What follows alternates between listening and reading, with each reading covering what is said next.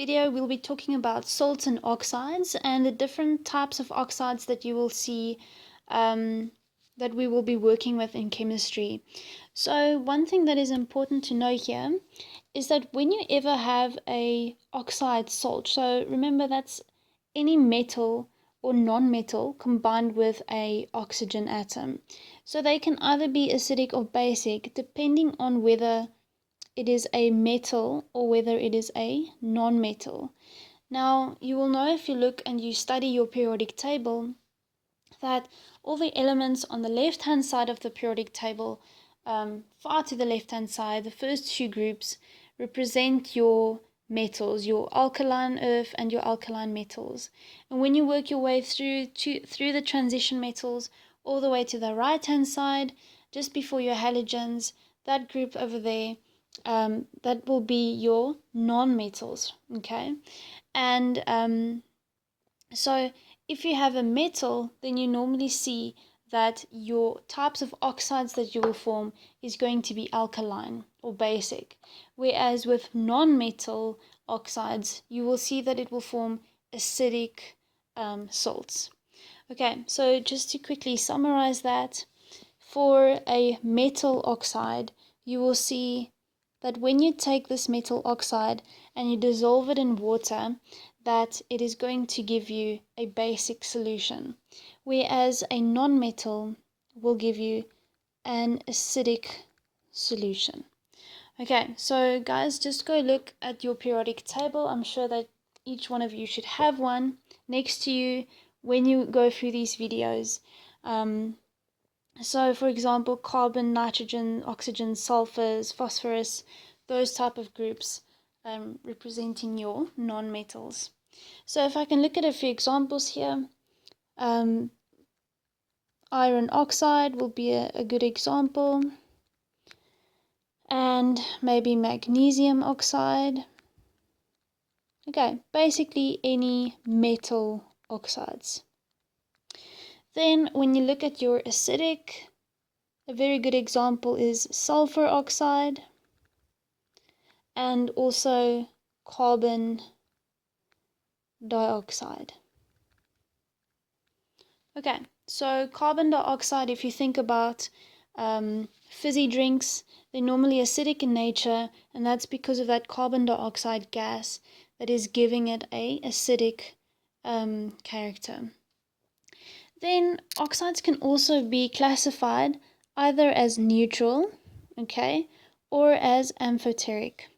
So remember, when we talk about amphoteric, it means that it can either act as an acid or as a base, depending on what it is reacting with.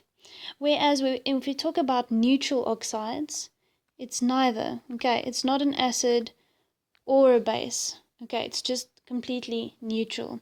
And examples of this for amphoteric is normally your aluminium salts. So I'm just going to say Al for aluminium. Also your zinc. So zinc is also a good example. And your lead oxides.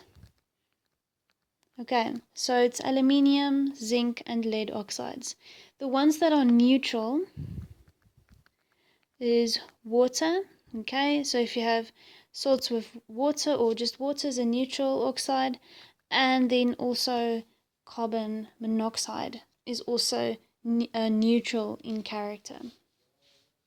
So if we can apply this knowledge to a few examples here, see below in this table there's a few salts, and I want you guys to pause the video here, try and classify it either as acid, base, or neutral, or amphoteric, and then also try and predict if it reacts with water, what will form.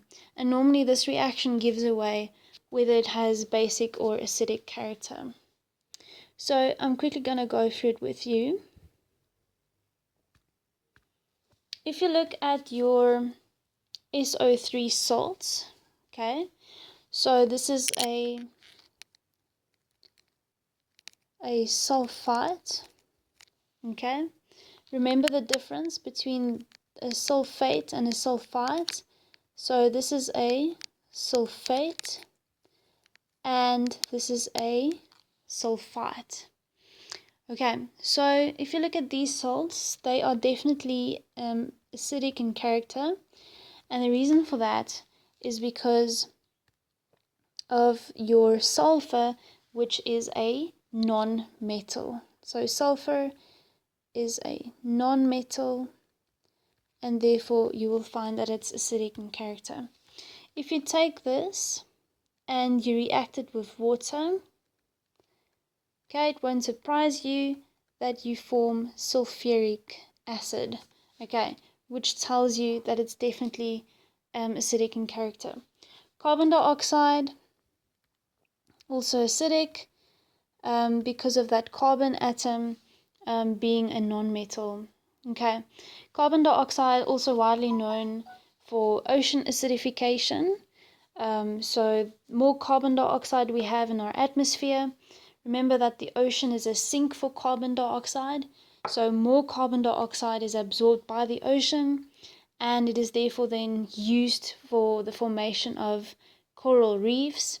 But the more carbon dioxide you have, the more acidic your oceans become. And it's the same with our blood pH.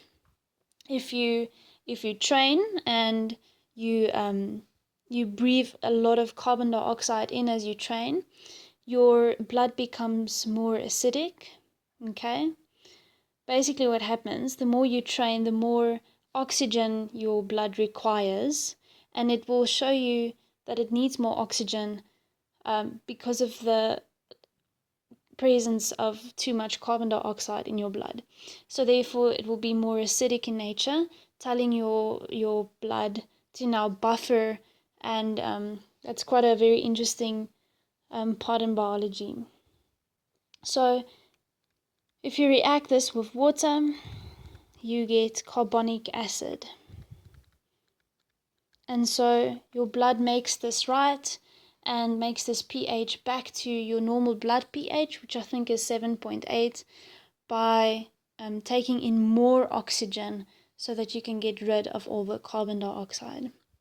Okay, then the salt over here, potassium oxide, is basic because potassium is a metal. And so if you react this with water, you will have potassium hydroxide, okay, telling you that that potassium hydroxide is definitely basic in nature. Magnesium is a metal, so you definitely have a basic oxide here. If you react that with water, you get magnesium hydroxide. You can even test this further by taking this salt, saying, well, if this thing ionizes in water, it will break up into its respective ions, potassium ions as well as your hydroxide ions. And remember, the more hydroxide ions you have in solution, the more basic. The same with this. If it ionizes, you form magnesium salts, and you also form a lot of hydroxides, okay, which makes it more basic in character. Then your sodium oxide. Sodium is also a metal, so this salt will be basic as well. And so if you take sodium oxide and you react it with water, then you will form sodium hydroxide, okay, which again tells you that you have a basic salt. Calcium oxide, also a metal, so also a basic salt, and that will give you calcium oxide. If you react that with water, you will form calcium hydroxide, which once again, if it ionizes, will give you calcium ions and hydroxide ions. Okay, if I gave you some other types of salts like aluminium nitrate or aluminium chloride, those salts will be amphoteric. Remember, if you go back and you look at your amphoteric oxides, aluminium, zinc, and lead oxides can act as either acidic or basic. And when you have neutral oxides, it won't be either of those. Okay, so make sure that you understand the theory behind it. This is important for when we later start going into our salt preparation and also precipitation reactions.